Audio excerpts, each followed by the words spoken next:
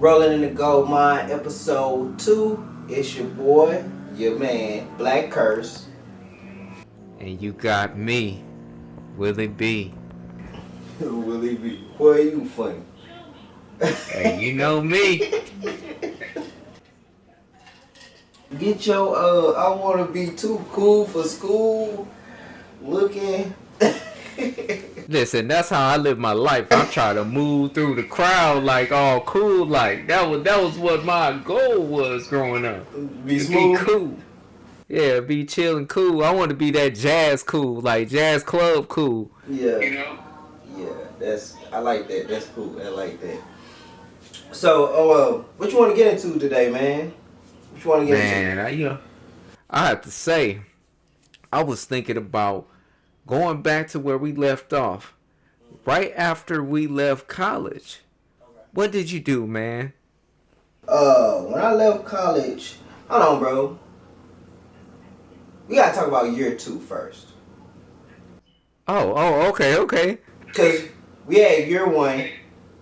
What's up? Oh no, I was saying year 2. I'm trying to remember year 2 because I'm like, dang, year 1 was live, man. We did a lot during year 1. I'm trying to remember everything in year 2. Yeah. Year 2 was like, for me, it's a blur. But I can say this. I did have sex. I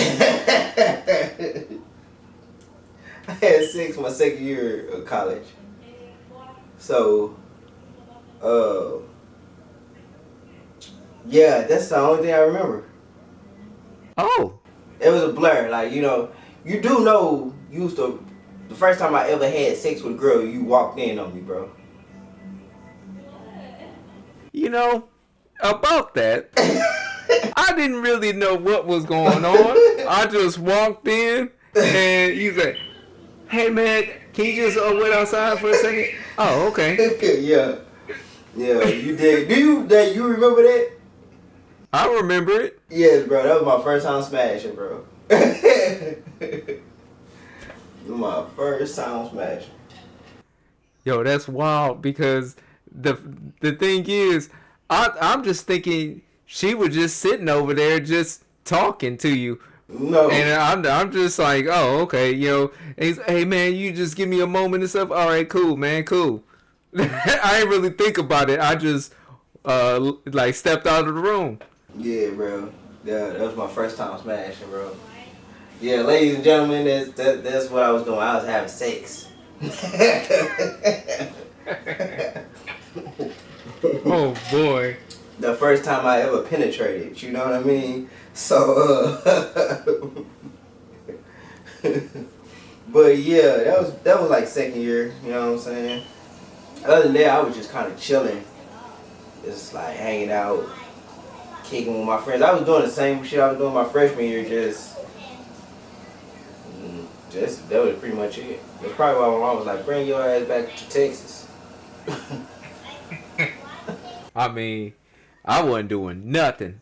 You know me. You was like, hey man, come on to the parties, man. Let's kick it and stuff. I was like, nah, man.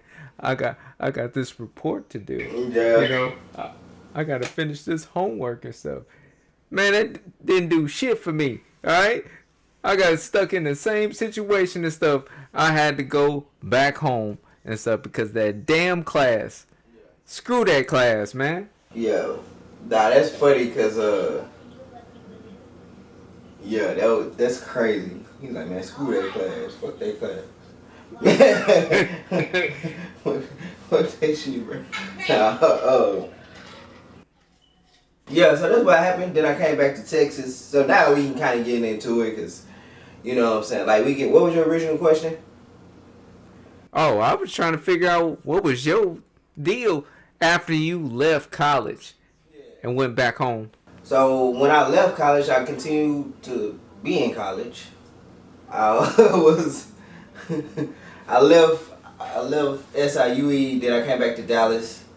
I went to like a little, what you call it? They call that shit like 2-year school.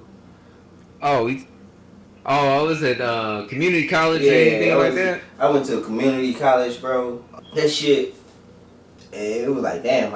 I came back home, was chilling, doing that shit. Like I was going to school.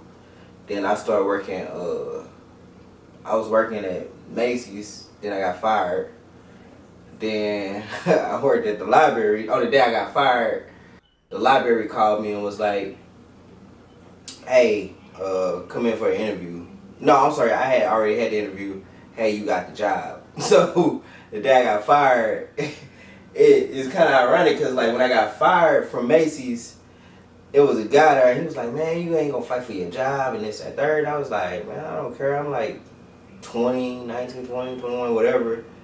And I'm like, "Bro, this job ain't shit. Like I'm making minimum wage. I ain't making my sales every week. I'm terrible at this job." You know what I'm saying? Like, and for me, when I'm terrible at something, I'm just like, I bow out. I know I'm fucking terrible. Like, they was doing me a favor by having, like, giving me the job and, like, allowing me to be terrible at it. Yeah, so, like, they was kind of giving me, like, they was helping me out. So, anyway, this lady, she like, "Yeah, you fired, blah, blah, blah, this and third." Like, I wasn't, in the interview, like, when they was in the firing process, bro, I did not even, I just didn't care. Like, I didn't care. I didn't feel like this was gonna make or break my life. I just didn't care. So when they fired me or whatever, I was like, all right. So this man, he was like, "Man, you know, blah blah blah. You should fight. Maybe if you talk or say something different, maybe you could get your job back." And I was just like, mind you, I'm still in school, so I'm like, I'm in school, bro, full time. I live with my mom, but I'm in school full time. This is not the end of the road to me. Like I was like, "Man, it's all good, bro." He was like, "What?" Like, "It's all good, man. I'm straight. I figure it out." You know what I'm saying? Like, he's like, "You sure, blah, blah, it's your job." I was like, "I will figure it out. Like, I'm good. Like, I'm totally good." So, left that, whatever. I started working at the library because they called me that night. I mean, that day. I literally, when I left there, I had a what's it called, like a voicemail from the library. So I worked the library.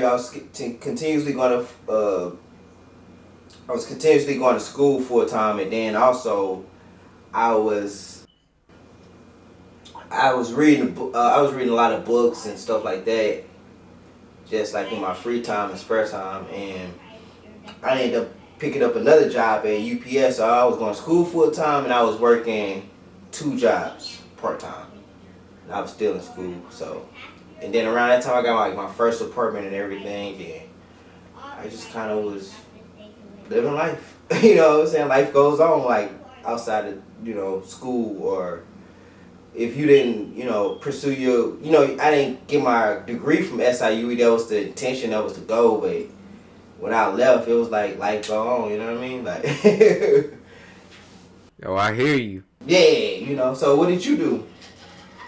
Man, that was rough, man. Like, I got out of SIUE and that was what I was bidding on to go to school, get a education degree. This is what we're been taught. This has been ingrained in us when we young that college is the way to a better life. So when that fell off and I didn't have the money to pay off any of like the tuition, because since I end up dropping that class in the summertime and I couldn't go back until I paid that money, I was like, well, I have to get a job.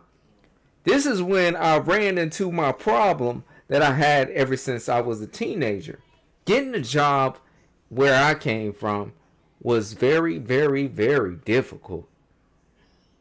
It's like I'm applying all the places, not getting a response.